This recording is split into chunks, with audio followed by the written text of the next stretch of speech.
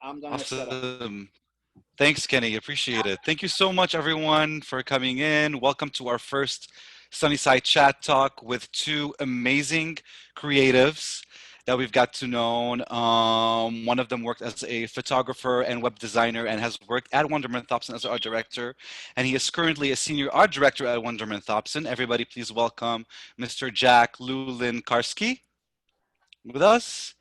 And our other creative and inspirational executive also worked at Wonderman Thompson as a senior art director, and he is now currently working at Facebook as a creative art director. Everybody, please welcome Mr. Mo Ozonbur. Awesome. Thank you so much, you guys, for coming in. We really appreciate the time to come and like inspire young minds in the creative field. This is basically, very informal talk and everything.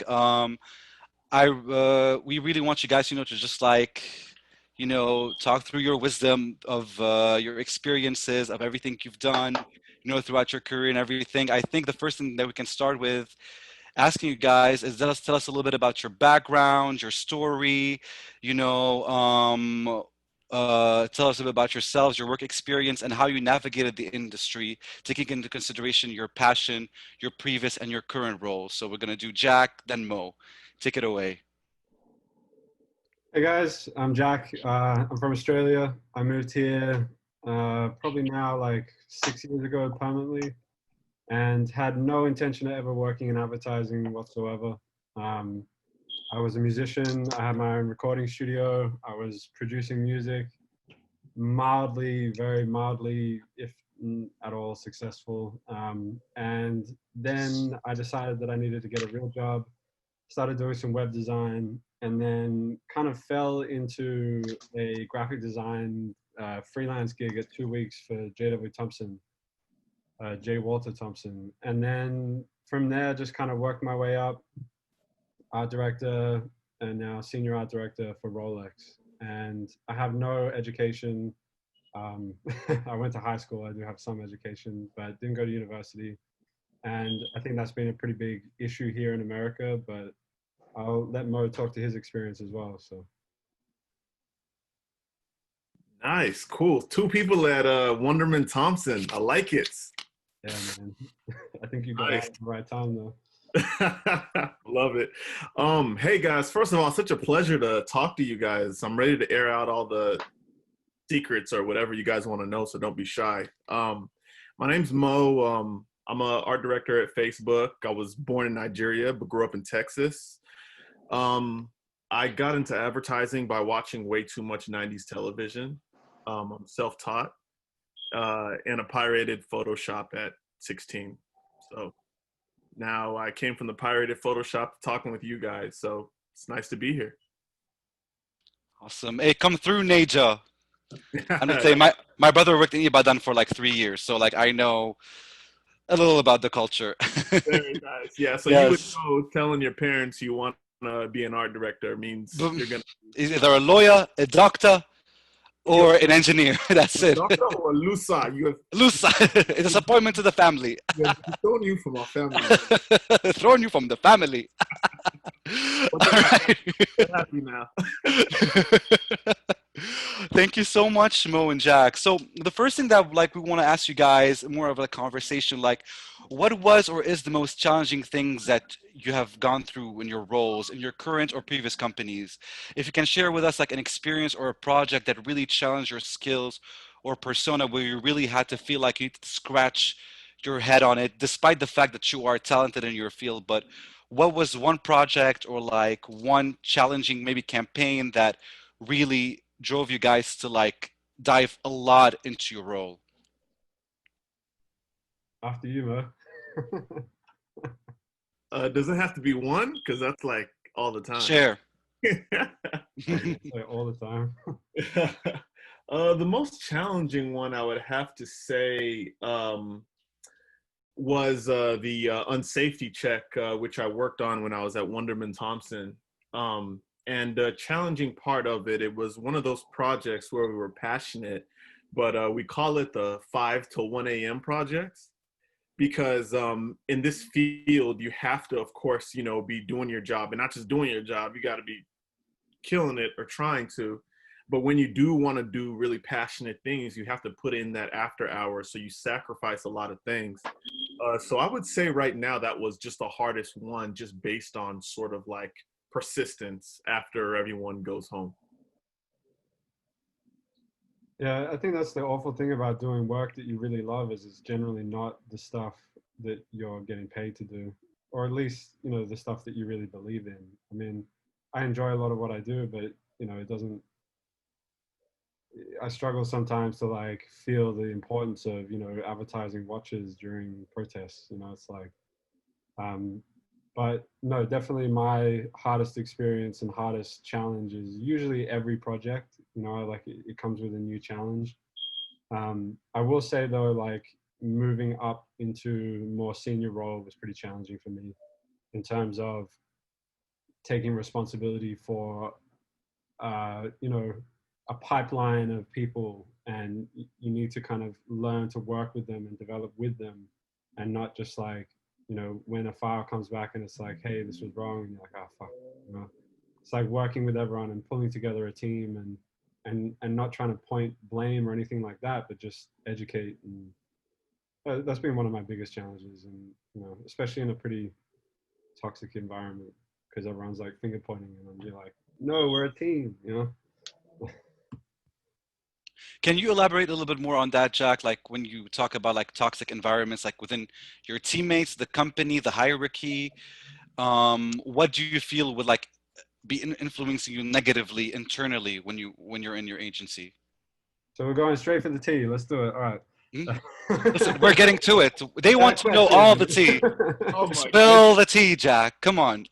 um, it's tricky. You know, I only have experience with one agency, and that's J. Walter Thompson into Wonderman Thompson. And so I had this kind of great experience, and I think Mo and I crossed over very briefly, um, where an amazing agency with an amazing environment and amazing people slowly started transitioning to a not amazing environment. Um, you know, there were a few of us left, Kenny being one of them, and we were all holding on to, I think, this idea of like what JWT could be. It's an amazing creative. They invented advertising. And then progressively, you know, all the creatives have been let go. All the people that really cared have been let go. And, you know, now in an agency of, I don't know how many people, we got an email to like all the creatives, and there's 14 of us. And, you know, 4 of them I work with directly on my own team. So I don't know, you know, who else is doing what. And I think as an account, as accounts started to kind of transition and take over, it became this very, especially like Rolex is incredibly account driven, to the point where like, you know, the account people, even junior account people, are kind of operating as like my ECD. And so you have this like very strange dynamic of, we're not allowed to talk to the client, or see the client, even though our work isn't being correctly communicated. And it's never like, I don't think people do it maliciously. I just think that it's like it comes from the structure of how this is working. And exactly that, like I don't think it's working. So the toxic environment comes from this kind of endless like, can we just do this, can we just do this, can we just do this? And people that don't really know what they're talking about in terms of creativity, who are then just kind of jumping at the client and saying, yes, we can do it. And then there's this kind of just endless feedback loop of like, no one really know what's going on. Yeah, it's a tricky thing. I don't mean to be negative about it. Like I do enjoy it, but I think that when you have those kind of ECD creative directors put in place for a reason. You know, one, there's like accountability up the chain, but then two, there's also perspective creatively. You know, an ECD can look at it and be like, oh hey, I think you missed it. Um, so yeah, it's just a challenging dynamic, I would say, more than Hmm. anything. Hmm. I see. Well, Mo, picking up on that, how would you say like as a creative and working, you know, with clients, servicing people and the client, and wanting your voice to be heard as a creative, knowing that you're very passionate about the idea you put in a campaign. How did you manage to navigate that, you know, given like the environment that you were with, like back at Wonderman Thompson or now at Facebook? How did you feel like the need, like, I need to present this, like, I feel like I am the most, you know, rightful person to present this idea during, you know, a campaign presentation, but knowing there are like barriers of hierarchy or like, you know, ECD mentalities? How did you navigate that? Oh man, that is a loaded question. Well, first off, it's weird because I'm now an advertising refugee. I sort of like am the client in a weird Hmm. way, which sounds weird now. But back in advertising, my whole thing was just always like knowing your audience. I would always approach everything with sort of confidence, consciousness, and cool, and just sort of be authentic. Because the thing about these meetings and the thing about all these egos is every time you present yourself, like you are your own brand. You know, I'm just naming names over here. Like when Sam comes in, your brand is Sam before you open up your presentation and everything. So I would just always keep that in mind and put that forward when all these egos and all this BS sort of starts coming in, because things are going to happen, but people are always going to remember you and how you made them feel. So Hmm. I does see. that answer it? I'm sorry. That was No, a, it's definitely. It's all these are all insights that from your experiences, that everybody wants to hear. You consider a challenge to you that might not be challenging for somebody else, but definitely, it's very insightful for everyone. We're gonna like bring it back a little bit prior to where you guys are now. How did it all start, like after graduating? How did you navigate the work field, like applying to jobs online, look at an Indeed, LinkedIn, connections, people a very strong connection you have in this company, a relative. I mean, truth be told, say it as it is. Like, how were you found as a talent? How were you scouted? Tell us a little bit, like maybe different experiences throughout your multiple jobs. How did you get to that point? you guys want me to go first? Okay, I'll go first. You guys are gonna laugh at this one. So get your popcorn ready. And by the way, as I give you guys this, I'm like, this is not the way to go. Like, hopefully, this is just an experience for you guys to do it Hmm. better than me, Hmm. Hmm. because I didn't have a roadmap. I was just out of my mind. So here's the truth. So I got a degree in, it was like communications, or it was something really, really silly. And then I finally saw on the job fair that you could be an advertiser, like you could be creative for a living. And I was like, man, that's what I'm gonna do. I'm gonna do it. So what I did, and guys, I'm gonna repeat this again. This was really stupid, but you guys wanted the truth. I started going to Dallas with a terrible book and going into agencies and being like, hire me, guys. I'm ready. I can do the job. I got security called on, I think 9 out of 10 times. Um, this is true story, but there was this one woman. Her name was Huma. She worked at this agency, and she actually didn't call security. She's like, man, this guy has a atrocious book, but he has passion. So she helped me out. She helped me out and told me that I needed to go to Miami Ad School. She told me respectively my book was terrible, and then I went for it. And 10 years later, I'm here. And one of the things I learned from her, because we're still friends now, is when everyone does reach out, I'm never shy to help them out, because she changed my life. So that's how I got here. That's crazy, dude. I can't believe you had security called 9 times. Yeah, it was. I didn't tell my parents, and honestly, I don't know what I was doing. It was pretty dumb when I now think about it, but I wanted it, and I went for it. You So can't tell your Nigerian parents of that story. They will bring your butt back to Nigeria. Ain't going nowhere. like, I So, told him you should have been a doctor. He's causing havoc all over. right, right. So keep it to yourself. Right. What about you, Jack? How did you venture the work field starting off? Mine was a little different. I mean, I was, like I said, I was working in a studio, and I was, writing music from like, yeah, doing some pretty terrible hours. And then I was doing like a little bit of graphic design on the side, and same kind of thing, just like awful work, like just some of the worst shit, like doing, 150-page Word documents and like book layouts in Photoshop because I only knew like shitty bits of Photoshop. But I just like mainly just tried to do anything I could to just make some money to like support my, budding music career. And then after that, I started to kind of progress a little bit and got into website design purely because I was just curious about it.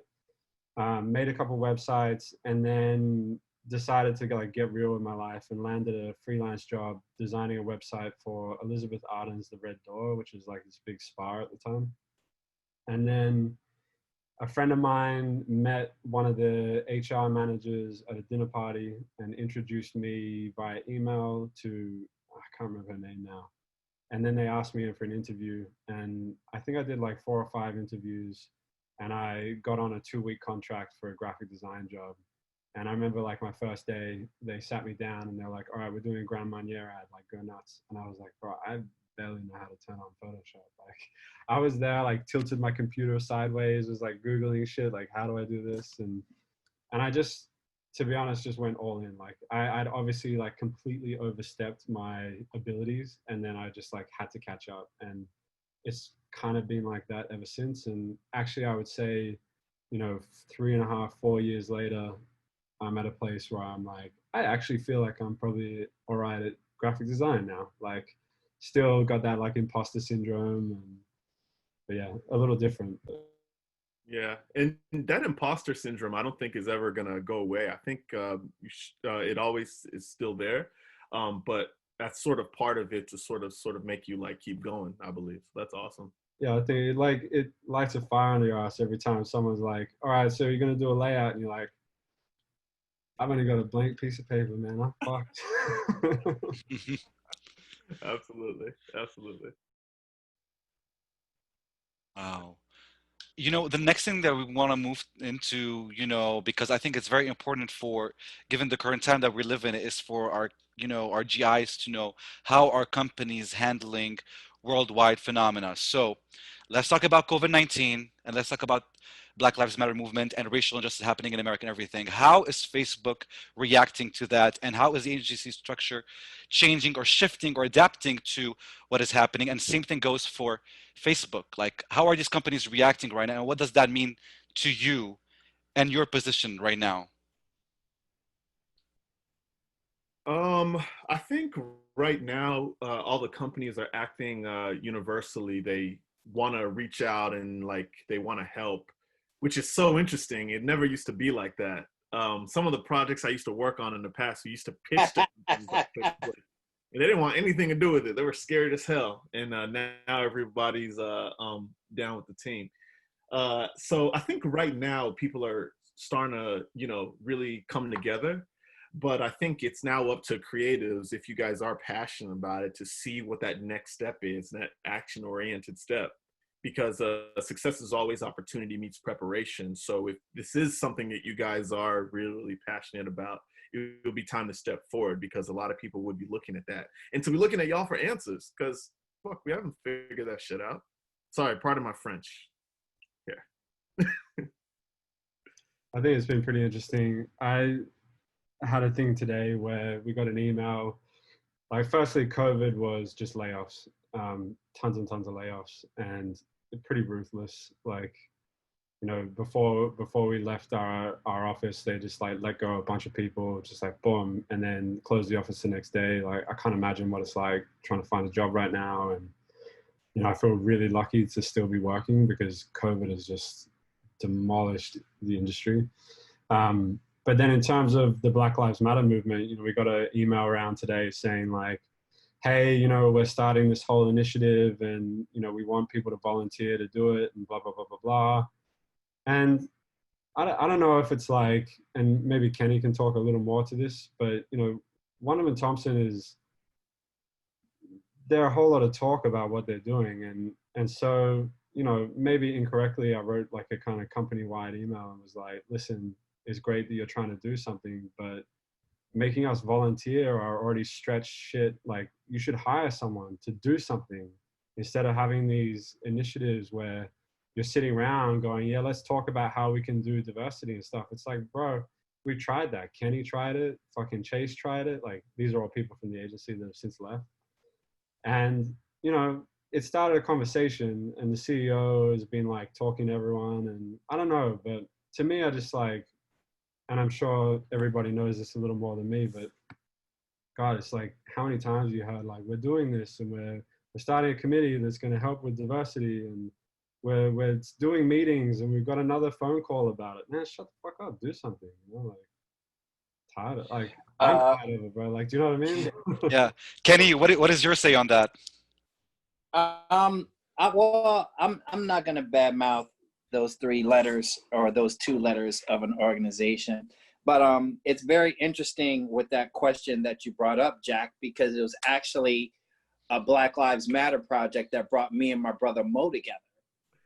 So me and Mo knew each other, and you know we were cool as shit. But he was like, "Yo, we're doing this Black Lives Matter project. I need to borrow your brain." And I was like, "I'm stupid, but okay." The project was amazing, by the way. but nonetheless, Mo and a bunch of really talented other people. I think someone on the call, their mentor is Chris Phillips. I don't know if it's Sam or it's maybe it's not Sam. It's someone. Someone has their mentor. It's Chris Phillips. But anyway, Mo and Sam kind of came to me with this idea that they wanted to do for Black Lives Matter, and that idea actually turned into a second idea. And let me tell you, Mo cleaned up the Cannes Festival summer 2017 with this Black Lives Matter project that he did. But mind you, this is 2017. So when I have conversations with some of you and say, we've been talking about this shit, we've been talking about Black Lives Matter. And Mo in particular, because I'm not gonna say I was the mastermind behind it, I'll say Mo is the mastermind behind this. We were making campaigns that were incredibly successful, all about the importance of Black life, fucking 3 years ago. So that's why I personally have no sympathy for brands and agencies that are like, oh, Black lives. Motherfucker, we were telling you 3 years ago. 3 years ago. Do you think it has? 3 years ago. Do you And think you it can has look up the more press than- clippings on all the press that Mo got for these 2 awesome campaigns 3 years ago. But now all of a sudden, Black Lives Matter. So we've been doing this work, this Roses work, this Black Lives Matter work. We've been here. We've been trying to make people understand the value of Black life. And people thought, oh, it's just JWT's Black friend. And as soon as Mo was gone, so was Black Lives Matter. So the Black life that mattered went with it. So for all of you out there that, you know, think like these agencies like are sincere, like they're late to the party, because we've been doing this work. So yeah, that's how me and Mo kind of came together and became a super force. But Mo, you should share with us that campaign. You should share with us. Please send us an email of the campaign if you have it somewhere. Like, I think it would be great for all the GIs to see, Kenny. So Mo, if you have that, like in your folders anywhere, please do send it to us. Any press about it, we would love to see it for inspiration. Sure, I can send the link. It just got word yesterday is a top 100 social campaigns of all time. So. Nice. All time. You're the greatest, Mo. Well, so about that, how do you guys? This brings me to my next question. You know, and like I really don't like to seem. I'm not actually seeming divisive. It's actually the reality of things. Like in your positions, you know, like Mo being African and then coming to America, or you're born here but you're of African heritage. Understanding, you know, being African back there but being Black in America, and you know, Jack, for you being Australian, being a white Australian man, but coming to America, you also have a different perception of how things are. So how do you guys personally, what are you doing personally right now, given the movement that's happening, like in your regular day lives, maybe on side projects you're working on, and in your careers? How are you guys venturing that, given who you are and given your narrative of what you've been through in your lives? Let me see if I'm understanding the question correctly. So you're saying just based on everything that's going on, what are we currently doing right now? Yes, to adapt, or maybe like to advocate, or you know, or advocate, or even like navigate your everyday life. Like, what have you been doing? Have you been working on a separate project? Have you been collaborating with other people? Maybe, you know, given your background. For me right now, I'm taking a step back because there's a lot of noise right now. Sometimes a lot of white noise, no pun intended. And I'm really, really trying to figure out a way to show up, you know. People that are clout chasing, what do? They clout chase. You know, people that are protesting, they protest. I'm a creative, so like I create. So, but not just creating, I want to sort of find a space where I can actually do something that's really big. Like the link that I just sent you, the reason why it worked in 2017 is the reason why it's not going to work now. So I have to do something totally different. So right now it's just sort of like strategizing and figure out what that action oriented step is to do something that is impactful, that doesn't seem self-serving. So that's a long way of saying I'm not there yet. I'm still thinking. I think that's a great place to be, man. There is a lot of noise, and I do agree with you that it is a lot of white noise. And I guess to my previous point about, you know, agencies wanting to say something just so they don't say something, so they don't look like they're not saying something, but they're not.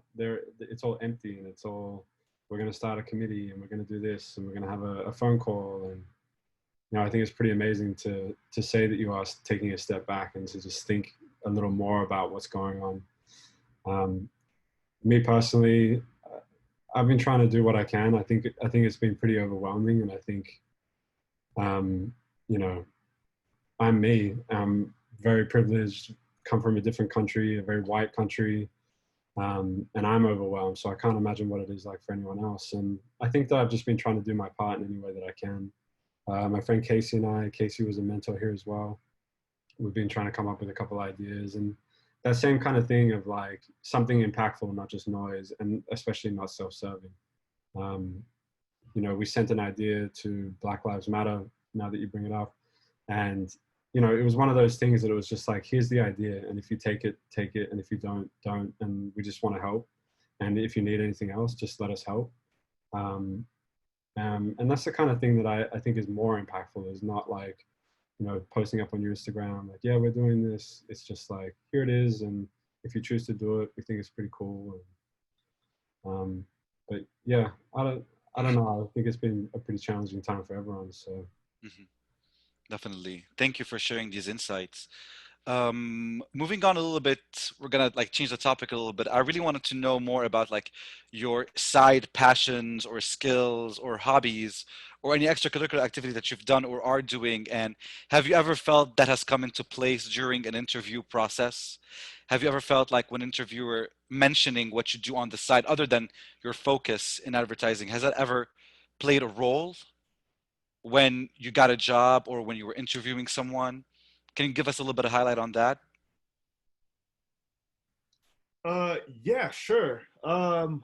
Well, first off, what I now enjoy to do, it's changed since I was back in advertising. In advertising, these side projects were my, like, though they still are like my passion. You know, I call it my 5 to 1s. Since I've sort of jumped on the other side, I'm actually learning now to have a bit of a social life. I know that's not the common answer, but I'm now learning to actually like go out, make friends, and do all these things. But I'm also really getting back to the basics. Like, I am one of those weirdos that actually really, really like this shit. Like, there's no passion. There's no like, you know, I like spelunking on the side. Like, I love to create. Like, when I was working at Office Depot, that's what I would go home and do. I was that passionate person. So right now, what I'm just doing right now is just taking mediums and working backwards from it. Like, it's like I'm back at school again. Like, I'll create a project out of drawing. I'll create a project out of motion design, which right now I'm really bad at. So now I love it, because if I'm really bad at it, it's like dribbling with your left hand on a court. I'm just dived in and working on it. So right now I'm just really going back to the art and art director and just working on different mediums just for fun, not to win any lions or anything, but just to really, really get back to the craft. So. Love that, man. I've always felt like an ADD child, of just like, oh, I want to do game design. Oh, I want to do graphic design. I want to try and paint. I want to do this. And, you know, you get to a certain place and then you're like, okay, I'm okay at that now. What's next? You know, like I feel the same, man. For me, always music, always on the side. I took a really long break, but starting to do that again. And then same kind of thing, man. Like, I just like creating. I don't really care what it is. If it's cooking, I love cooking, and you know, everything, painting. And yeah, actually one of my artworks I had in my original portfolio, and this guy, Aaron Pittman, who was the design director at JWT, noticed it. And that was part of the reason why I got hired, because my portfolio was trash. But he really liked the artwork and he liked the thinking behind it. And then I think he started fighting for me because of it. He was like, oh, this is cool.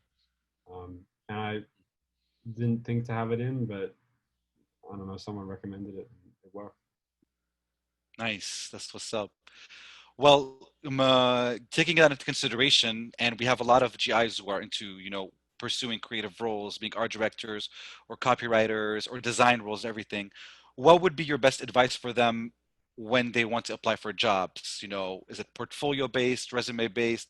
How can they approach the work field? How can they approach, applying to jobs as creatives, and especially as fresh creatives, maybe with like basic to intermediate portfolio levels? What would you tell them, or what strategy would be most suitable, especially nowadays with everything going on? So I would say, and I'll start by this, and I want to I always try to be particular about this. Like, if I haven't said this now, like sometimes the best advice is no advice when it comes to this, because what I did, or what someone else is telling you to do, you're gonna do it different by being authentically you, and you're gonna do it 10 times better than me. Mm-hmm. So I know it sounds crazy, but like authenticity is really, really actually key. What you do, be the ultimate version of you. And they'll be like, oh my goodness, I remember her, I remember him. He had some shit work, but man, I remember that person. So like, be the ultimate you, I would say. Not the ultimate Mo or not the ultimate Kenny, like be the ultimate you, and you'll see that people will be coming after you rather than you coming after them. Mm-hmm. I think jumping on that, you will also find places that you actually want to work at. I think more and more, unfortunately, like you have these HR hiring managers who are just looking for people like them. And unfortunately, a lot of the time that's white and HRE, if that's a word, which is not usually like a creative, right? So you have these kind of people hiring these people, and it's a thing, unconscious bias or whatever it is, like racism, anything, even if it's completely just like, it's not even anything. It's just people like themselves. And so they start to hire people like themselves, and they start to create an environment which is just like them. And I think it's a terrible thing that happens, and people should know that like you need other people other than yourself. But one benefit of that is that if you do find someone and you are just being yourself, then chances are you're entering a pretty cool workforce and you can kind of be yourself. So yeah, and my only other advice as well is connect with as many people, especially now. Time and time again, I see I'm no good at LinkedIn. I don't like LinkedIn. I think it's a bit of a HR wank fest, if you ask me. But time and time again, I see these people like getting jobs, and it's like, oh, thanks so much. I know this person, and yeah, I think it is unfortunately for one of the industry. Yeah. And that's a great point. Like, just to bounce off of that, you guys don't be shy to reach out because you think people are like busy. Like, some people are gonna tell you to fuck off, but some people are gonna help out. Politely fuck off, like. Yeah, like no, it's been like, yeah, fuck off. I don't have time for this shit. But don't let that like stop you. I know that, I said it earlier. I always do my best to reach back out, because I literally would not be talking on this phone with you guys if it wasn't for just one person being like, wait a minute. So I can't stress that enough. I think that's a fantastic point. Reach out, and people will remember you and they'll help you out. I can see a lot of people posting ghosting. And I don't know if you're all going to agree with this or not, but like in my mind, until you said like, hey, no, I can't help you, and you've responded like a normal human being, I'm just going to keep asking you every week, like every 2 weeks. Hey, just wanted to follow up, always be polite, never be rude. But, like I get on people. I'm like, your inability to write a 2-minute email isn't going to stop me from a career. some people agree with me, some people really don't. But like, I just think that in my, like, I'm same as Mo. Like, I always try and write back to people. I always try and say, hey, yeah, anything I can do, pass it this person on. And people that don't, I'm always like, bro, just say no. Like, just quickly write no. So until you do, I'm like, hey, just following up on that 6 month ago email, or, you know, just checking in again on Tuesday. I usually do like every Tuesday, every second week. And I'm like, just checking in again. I love that. I love that. And yeah, like people aren't like, they don't like bugging people these days. Like sometimes those emails will get lost and I will completely forget. But I love that. It's like, hey, I hit you up, you know, in about 2 weeks. If, you know, if you want to say, and the worst thing they can say is no. So. True. Absolutely true.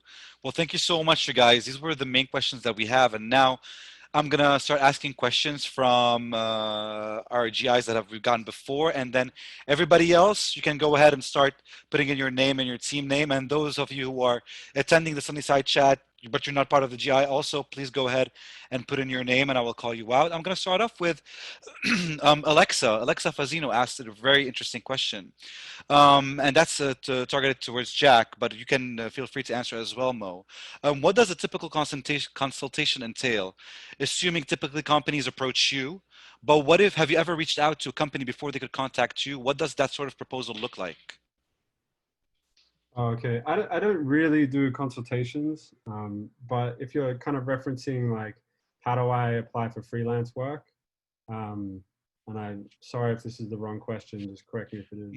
Well, Alexa, can you clarify since you asked that question? Oh no, that's kind of what I meant. Like in either situation, whether you're in like a setting or if you're by yourself, so either one. Cool. So freelance work was honestly exactly what I just said. You know, just like constantly emailing people, and I really hate it, and I'm really not good at it. And I'm, you know, I make fun of like pressing people, but like I really don't like it. You know, it doesn't feel good, and and I think searching for jobs is probably one of the most disheartening things I've ever done. And you know, I've done it for every job, like even working a laundromat. You know, it's like I can't stand it, but I think just pressing and just staying positive and sending that, you know, I think I got that like freelance web design job, which really like kickstarted my entire career, right? Like, so it was that job that defined me getting another job from there. But I just did that.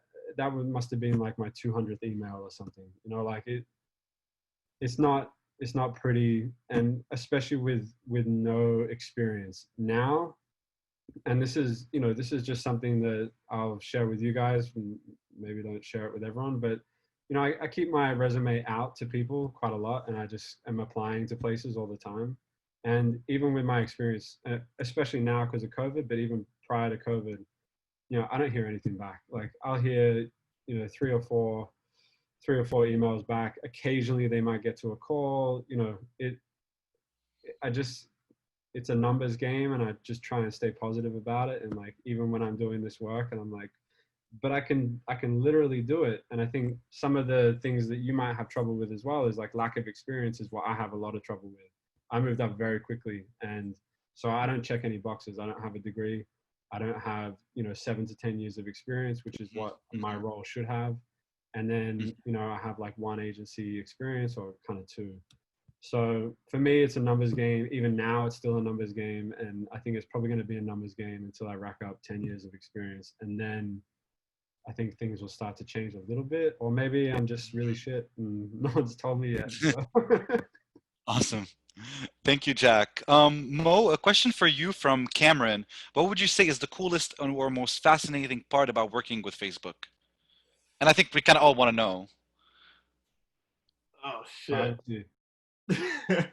Well, before COVID happened, the kitchen was the shit. Like, it was amazing, the food that they cooked for you. And I come from a Nigerian household where, like, you know, we like, once the food is there, we got to grab it. So I spent pretty much my whole day in the kitchen. But the cool part, I say one of the really cool parts about it is when you do finally get there, it's not an advertising agency anymore. It's a tech company. It's a tech company that actually, like, you guys see it in the news. They fuck up a lot. Like, no one knows what the fuck they're doing. No one. Like, no one knows what the fuck they're doing, including Mark. If it was an agency, if Facebook was a person, it'd be like 17, 18 years old. So you'd see that imposter thing is with everybody. But what the thing about it is, the winners that are there are the people that fail and the people that fail forward. Like, done is better than perfect. People create, they fail, they create, they fail, they create, they fail. So it's literally just, the thing that I love about it is that oneness of knowing that no one knows what the fuck they're doing, but we're gonna create anyway. So. I see. Well, I think, Makeda also asked about imposter syndrome, and I think you just explained, that is an example of what imposter syndrome is. 100%. Yeah. And what's helped me out with the imposter syndrome, and hopefully, you guys will paint out your own thing, is that I just finally decided, like, we give failure like a bad rep. Like, everyone sort of like is scared to fail, so they freeze. Like, you can't be afraid to be wrong. I've said some really, really smart shit. I've said some idiotic things, but that was after I actually just became one with not being like afraid to fail, because it's literally just reps. It's literally just reps. And the thing about reps is that there are a whole bunch of fails, but when you come out of there, you're kind of built, So for the imposter thing, like, take all your experience, take all your things, and just keep on failing, because everyone there is an imposter. Everyone. No one knows what they're doing. Thanks, Mo, for the honesty. Lillian is actually asking something that is very important that the teams will learn. Regarding constructive feedback, what is the best way to give constructive feedback? That's a question for both of you. Can I take this with an example of someone that I saw do it wrong? When I first started, I think coming out of music and being I think I had a little bit of an ego, and I got placed with a guy, an art director, and I was working as like a graphic designer under him. And he was a pretty good dude. He was good at what he did, but he had this awful ego, and he would go up against his own creative directors on client calls, and try and shut them out and no, you're wrong, and then he would overtake the conversation, and the typical one I think I always saw was like, no, you're not understanding. And it's like, bro, just let it go. And I think one thing, exactly what Mo said, is like, failing is not bad as long as you just take it cool, right? Like it's okay to fail, it's okay to get it wrong, and don't have an ego about it, because if you got it wrong and then you're like all egotistical about it. Anyway, this guy like crashed and burned, and he ended up like throwing a laptop out the window, and it was pretty bad. Oh my god. I forgot the question, but yeah. Yeah. And that's one thing I got to stand, like, I said I wasn't going to be the advising thing, but to piggyback on that ego stuff, you guys, please leave it at the door. One of my creative directors here said the same thing. Don't get attached to your ideas, get attached to the problem. And when you get attached to the problem, oh my goodness, the ideas can come from anywhere, literally anywhere. That campaign that you guys saw, this is an ego story. And since then I've been like so egoless. That link that you guys saw, the idea was supposed to be mark yourself safe for doing everyday activities. And we were so sure that was going to win. We're like, this is it, guys. We're going to get there. And in the meeting, the people at BLM were like, I don't get it. This idea is stupid. Like, I don't get it. Like, you're saying mark yourself safe, but what if I don't feel safe? I'd rather mark myself unsafe. And we were like, that's it.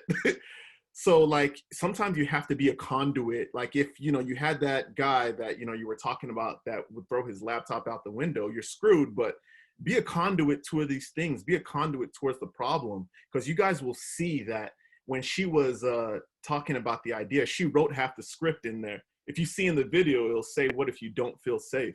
That came from that meeting where we switched things around. So, man, when you guys get in that ego stuff, put it at the window. People, like, it's toxic. It also doesn't do you any favors, because everyone just starts working with you. And that's right. People Absolutely. to my face like, this is fucking awful. And just like, okay, cool. So how can we make it better? And I don't think that they did that very well. And I think now moving into the other half of the question of constructive criticism is, be positive about it, man. Like everyone's got feelings, and everyone's, no one wants to have their work just shitted on. But it's also like, if it's not good, I think you'd be doing a disservice if you don't tell someone. So it's like, hey, this is maybe not great, or this is maybe not like perfect for this, but let's try something else. Or I think just treat people how you want to be treated, and Definitely. everyone's a sensitive creative at heart, like. Of course. Yeah. Is the truth. 100%. All right. Vanessa, Yusra, and Victoria, one after the other. I'm going to move up a little bit to the chat. Vanessa, go ahead. What is your question?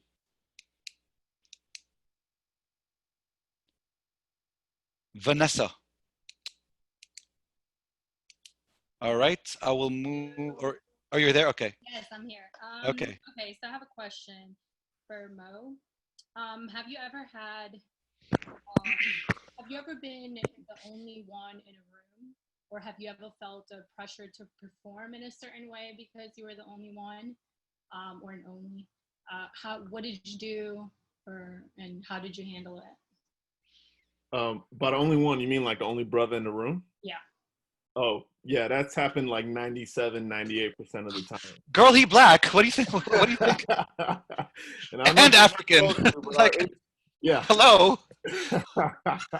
Yeah, there are not a lot of people with our melanin that are in this industry, so that's gonna happen a lot, you guys. How I conquered that.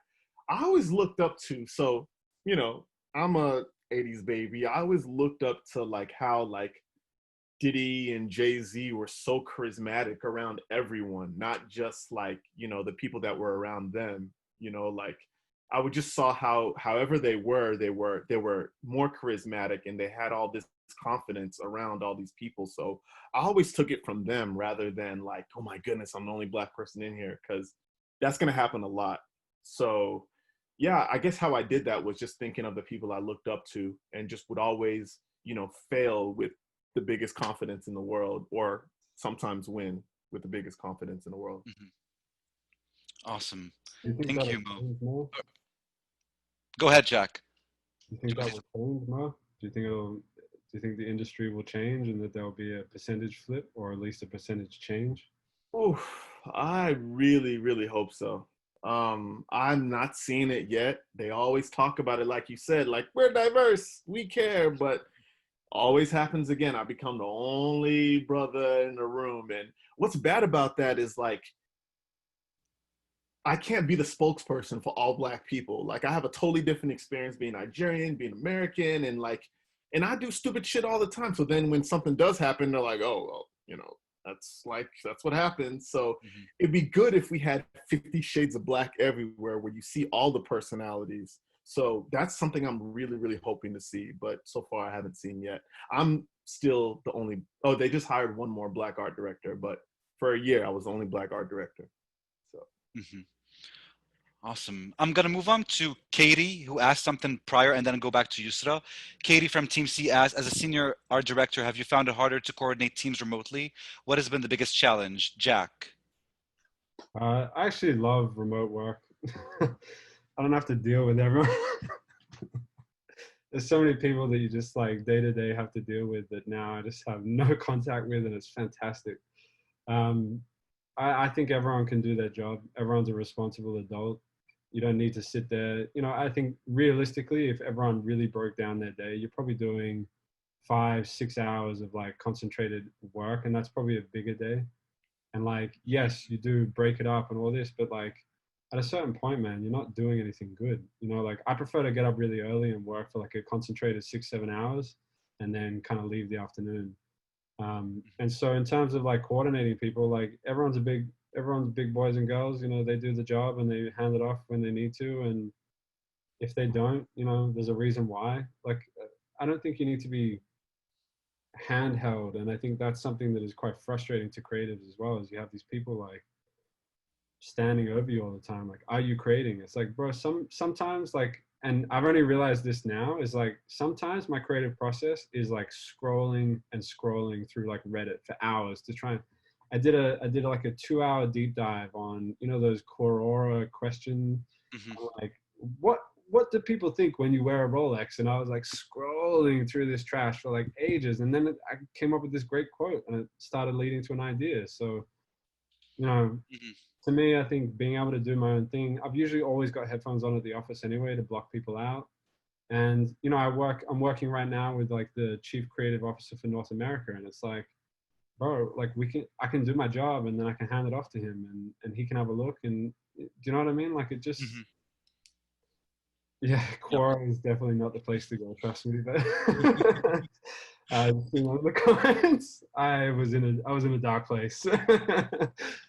But yeah, no, I don't see any problem. And I'm curious to hear what everyone else thinks, because I kind of feel like this is the way forward. Like apart from the hours getting longer in terms of when people think it's appropriate to text you and call you, and you know, I now get emails at like 6:30, 7 a.m. and people are emailing me at 10 p.m. at night. And, you know, someone put a meeting up for 6 p.m. on a Friday. I was like, no, like, it's not okay. You know, like we still should have office hours.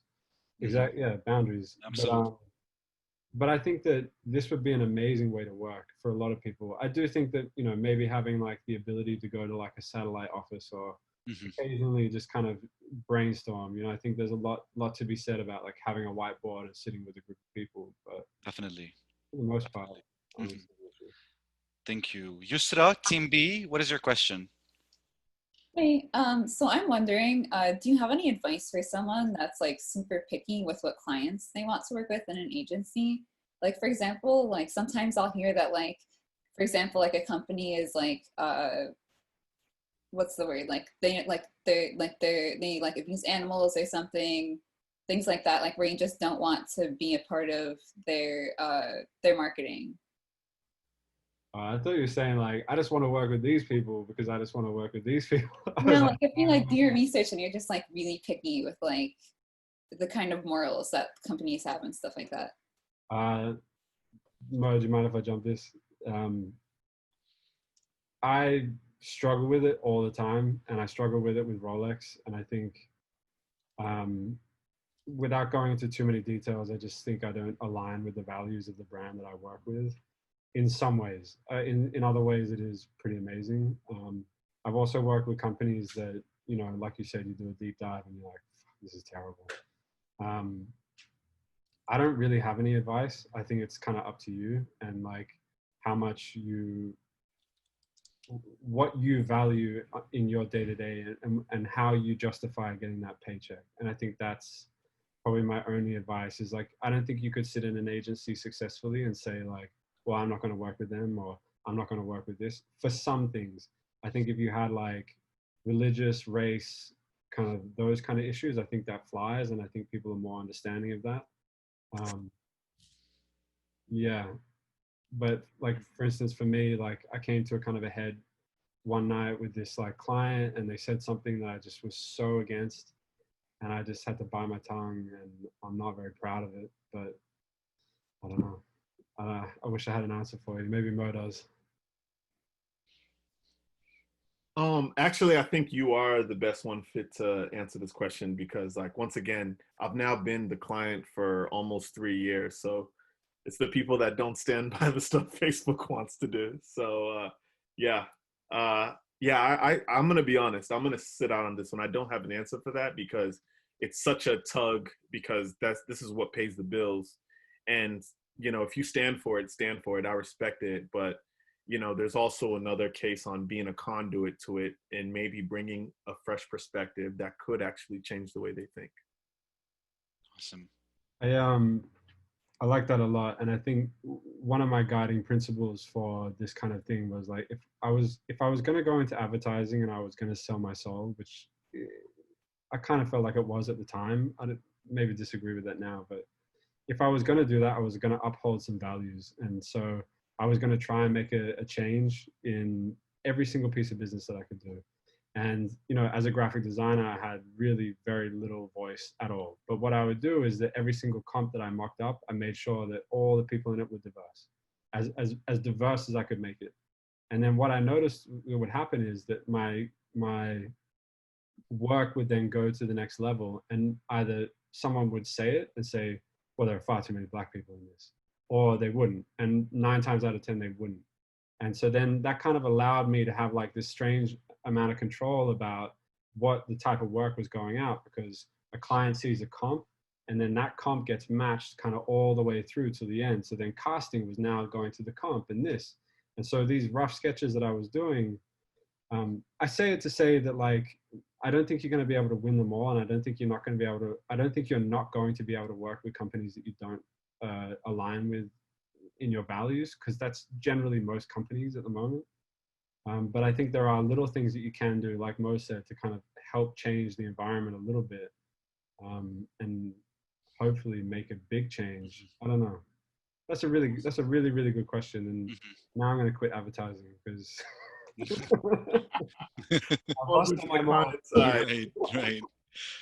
Right. We're going to do Victoria and Sydney before we move on to our next lecture. So Victoria, what is your question? Hey guys. So my question is, I think we're living in a very pivotal time where agencies are obviously failing creatives who are Black and also other creatives of color. And it's for both of you guys, but Mo, if you feel like this is a question for you, like, have you ever thought about just going on your own and doing freelancing? And what advice would you give us who might have a harder time now landing a job at an agency, or feeling, like Ursa, like Uzdra, sorry, like I want to work for someone whose values align with mine instead of going the agency route? And yeah. Ooh, that's a loaded one and a very good question. Freelancing to me actually is the like later goal. But right now my current focus, and once again everyone has their own story, what I'm really appreciating about where I'm at is time. Like they give me time to do these sort of BLM projects and these drawing projects, because it's not an agency where like you're billed. Everyone leaves at 5 o'clock, the designers and everything. So at this current stage in my life, I'm looking for that sort of time to do what I want to do. But yeah, the end goal is to actually, do freelancing, especially in times like this. So I'm not sure if that answers your question, but. I found freelancing incredibly challenging. I don't know if, for me, it was more like I really need a steady paycheck. And now my goal is to go client side like Mo. Like I want to get out of agencies because, I think it's a model that is flawed fundamentally. Like the more work you do, the more they demand. The more hours you put in, the more they want. There's just it's a never-ending cycle, and I don't think you ever have a really creative perspective because you're always servicing the brand in this like strange way. And so freelancing at agencies, I think, is actually a really, really good option because you can kind of bounce around and you can see, to Ursa's point of like, you can check out if you align with this brand. And if you don't, well, I'm going to move on. But I think now, especially like freelance work has got to be so hard, dude. Like steady paycheck, at least while you like build up everyone's different. I started freelance, so everyone's different. But for me personally, like the anxiety of not knowing where my next paycheck's coming from it was pretty stressful for me. But right. Absolutely.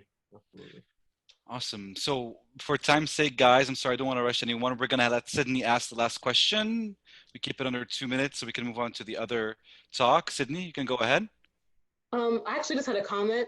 Everyone else asked really good questions. I just want to say thank you because I appreciate both of you guys' separate perspectives.